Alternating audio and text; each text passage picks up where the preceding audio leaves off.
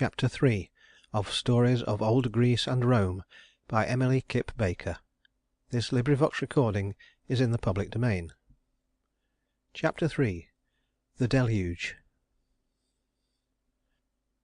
The children of Epimetheus and Pandora wandered in the gardens of the earth just as their parents had done, and the generations that followed them lived peacefully and were happy in spite of the brown-winged sprites that went about doing mischief. Men helped each other to cultivate the fruitful soil, and offered sacrifices to the gods in return for a bountiful harvest. This golden age of the world's history might have lasted forever if men had continued to reverence the gods. But after a time they ceased to offer prayers for health and safety, and boasted proudly of their own strength. They looked no more to high Olympus for help, but each man trusted to his own right arm. Then strife and discord arose, and fierce wars were fought among all the peoples of the earth. Brother killed brother, and fathers strove with their own sons. Every man's hand was against his fellow, and he knew no law but that of his own will. Seldom now were the fires kindled on the neglected altars, and the smell of burnt offerings dear to the gods no longer mingled with the smoke that rose up to the white clouds round Olympus. The sacred vessels mouldered in forsaken temples. Around the shrines of the gods the snakes crawled lazily, and the bat and owl dwelt undisturbed among the pillars of the temples. For a time the gods sat patient, believing that this state of things could not last. But seeing that mankind was growing worse instead of better year by year, they determined to put an end to godlessness and to destroy the whole race of man. Then Jupiter called a council of the gods to decide on the most effective way of wiping out every vestige of human life so completely that not one soul would be left to tell to its children the story of those evil days when men neglected to worship the immortal gods and allowed their temples to decay. The most terrible punishment to visit upon man would be to set the whole world on fire, to make of it one great sacrificial altar on which human victims, and not the garlanded ox, would burn night and day, and from which the smoke would rise up into the heavens so thickly that it would shut out the sight of a blackened and smouldering earth. The one objection to carrying out this plan was the fear lest the flames would leap so high that they would reach even to lofty Olympus, and so endanger the sacred throne of Jupiter. Though the fire might not utterly destroy it, the gods could not bear to think of its burnished red gold base being touched by any flame from earth's unholy fires. The only other effective method of destruction was water, and this the gods decided to employ. So on a certain day, when men were everywhere feasting and singing songs and boasting of their victories in battle, Jupiter rent the heavens with a mighty thunderbolt, whose crashing drowned all sounds of merriment and made men turn pale with fear. The skies opened, and the rain poured down in torrents. The rivers became swollen and flooded their banks. The waves of the sea, rising higher and higher, swept in great fury over the land, washing everything before them like so much chaff.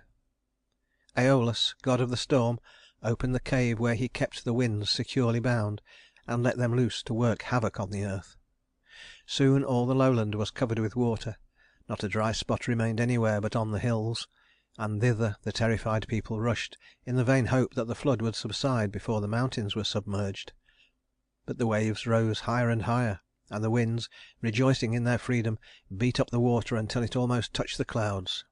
The frail boats to which men had at first desperately clung were shattered to pieces in the fury of the storm, and on the crest of the waves the bodies of the dead were tossed like playthings. Higher and higher rose the water, until at length the mountain tops were covered, and all dry land had disappeared. So were the gods avenged. There was one spot, however, that was not yet hidden under the waters, and this was the top of Mount Parnassus, the highest hill of Greece. To this place of refuge had fled Deucalion and his wife Pyrrha, two virtuous souls who alone of all the people on the earth had lived uprightly and worshipped the gods. When Jupiter saw them standing on the top of Mount Parnassus and weeping over the universal destruction, he remembered their piety and decreed that their lives should be spared. So he gave commands that the rains and the floods and the winds should cease, and the dry land appear. Then Aeolus brought the winds back from their mad wanderings and bound them again in the cave. Neptune blew upon his conch shell, and the angry waves returned again to the sea. Little by little the tree tops showed above the water, and the green earth smiled again under the warm rays of the sun. But it was upon a desolate and unpeopled world that the eyes of Deucalion and Pyrrha rested, and in their utter loneliness they almost wished that they had perished with their friends. They went slowly down the mountainside, not knowing where to go, being led blindly by the will of the gods to the temple at Delphi, the only building that was not destroyed. To this sacred spot men had been wont to come in the old god-fearing days, to consult the wishes of the gods and to learn their own destinies. Here was the divine oracle that not even the most daring mortal would refuse to obey. When Deucalion and Pyrrha found themselves at the temple of Delphi, they made haste to consult the oracle, for they wished to repeople the land before another morning's sun could look down upon a lifeless earth.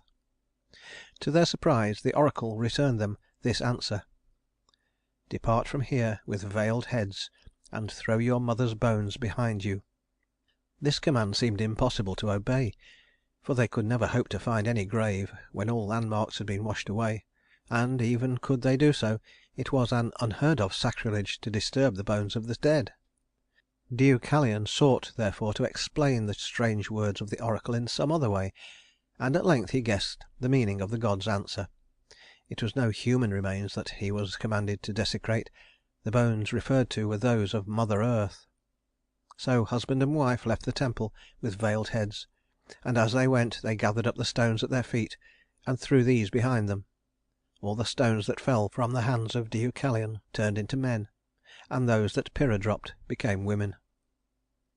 Thus it was that, through the kindness and wisdom of the immortals, the earth was repeopled with a new race of men that feared evil and reverenced piety and walked humbly before the gods. Never again was Jupiter forced to send a deluge on the earth, for men no longer let the altar fires burn low, nor did they neglect to offer sacrifices because of forgotten prayers. End of chapter 3.